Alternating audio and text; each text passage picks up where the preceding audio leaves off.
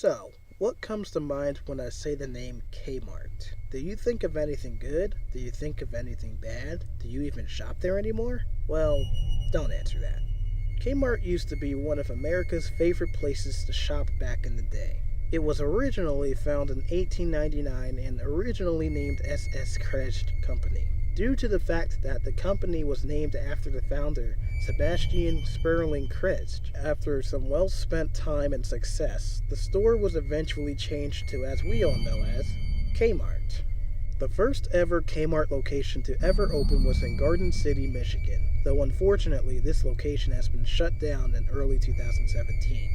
The store chain was very successful ever since its launch back then and grew wildly during the 1960s, 70s, and 80s, though the struggles didn't really begin until the 1990s with certain closures and competition issues. Though being at its peak in 2000, the store chain had a max high of 2,171 locations and 105 supercenters. Until the 2002 bankruptcy, that is. Ever since then, the company has been steadily trying to hang on, but still on a decline. Slowly but surely, Sears and Kmart merged in 2004. Though things didn't really get bad until December of 2011 when Sears had announced that they were going to close an amount of 150 to 180 stores. And things really took a turn from there because the company had went on a closing spree ever since then. And now here we are in 2017. Nothing much has changed, except for the fate of both Kmart and Sears. Also along with Macy's and JCPenney. Sorry guys, but had to sneak you in there. And that leads into our question. Why are they struggling so bad? Why are they suffering something awful? Well, there's gotta be some sort of answer. So I went on Google and asked why the couple was struggling so much. And so far, just to put it in basic terms, I found 4 solutions that sum it up, and they're all not that pretty. Number 1 is because of the dwindling sales. 2 is because that they're being undone by the internet. Not quite sure what they mean there. Number 3 is because that they're all just simply too old. And number 4 is that, well, the whole entire merge between the two struggling retailers itself.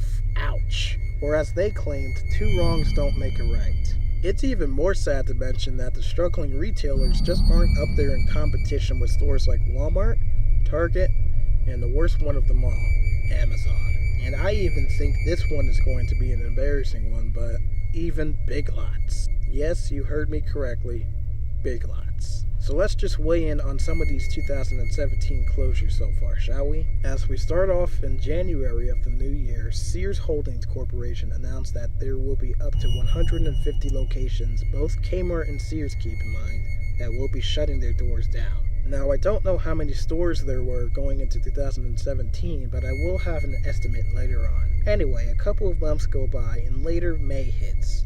At that time, unannounced, Sears has closed a total of 30 locations. And then June comes by, and they then close 72 locations. That one's pretty tough, especially due to the fact that my former local Kmart was on this list as well. And I know, it's tough losing a store that you grew up so close to. Just to fill you in, it was the Manahawkin location.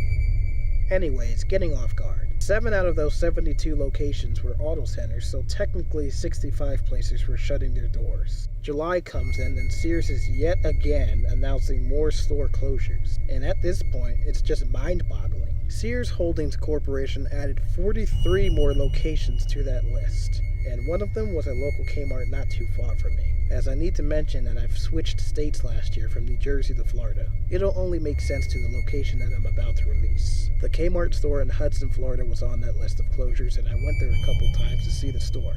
They were all after the announcement, but the first time that I went there, it was still pretty early. Anyway, not to get sidetracked again, but I'll show that footage later on. 1 month later, and yet another list of closures arrive.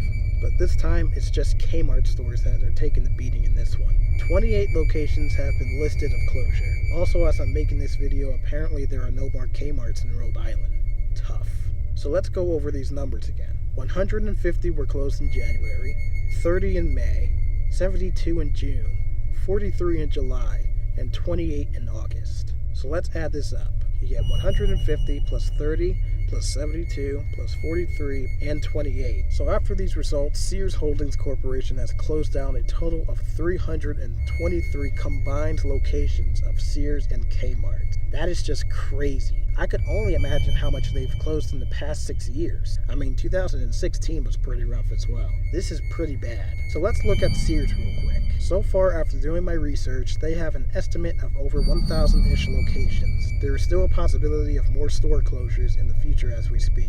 Google currently states that Sears has an approximate of 597 locations or possibly fewer due to the recent closures. Now, as of Kmart, they, as of the second quarter of 2017, have around an estimate of 610 locations or possibly fewer also due to the recent closures. There is also a most definite chance or possibility that more store closures are to come even as we speak. And as we approach this moment, here comes the big question. Will these two retailers survive? Including Macy's and JCPenney. Sorry guys, but it's true.